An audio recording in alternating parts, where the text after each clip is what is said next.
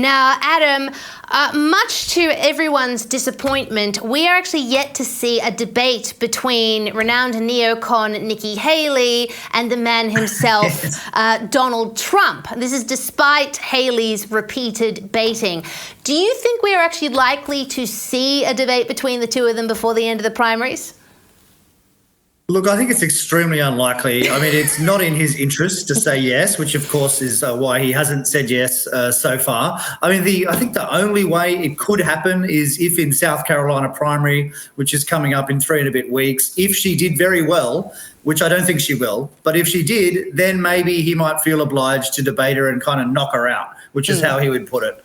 But look, I just don't see that she's going to do well in South Carolina. I mean, in a few days, of course, there's the Nevada primary, and she's not even on the list for that. So that's going to be, more positive momentum for Trump. That'll basically be the third primary style contest that he's won.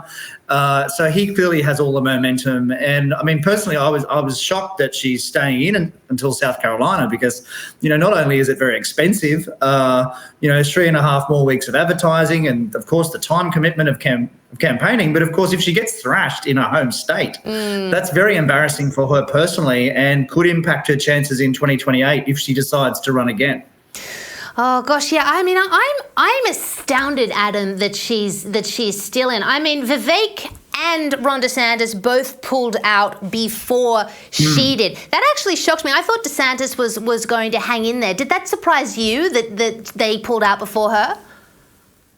Yeah, look, it didn't surprise me with Vivek, and I think he's very smart, and he was always the most partial to Donald Trump philosophically and I think temperamentally, and I thought, it was probably a good move for him too. I think it was a good move to get it in Trump's good books, which he did straight away. DeSantis, it shocked me that he pulled out so soon, but I think with DeSantis, the same as Vivek to a lesser extent, they're both part of Trump's broad policy world. They're all essentially similar candidates in terms of their beliefs. The styles are very different, but the policies are much the same.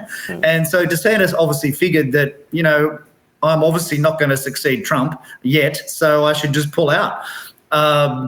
And the reason that Haley is staying in is because she is more distinct. She's the representative of the Bush-Reagan era of the Republican Party, if you like, the old Republican Party. It's now a minority of the new Republican Party, very much so, and I think shrinking all the time. So she represents that wing of the party. And so I guess in that political sense, there's more of a case for her to stay in for longer. I mean, it'll be fascinating to see what happens. Certainly, I think we all know what's going to happen, which is that Donald Trump is going to thump her, metaphorically speaking, of course. But still, I think so. Yeah, he's going to thump her. But it'll be interesting to watch.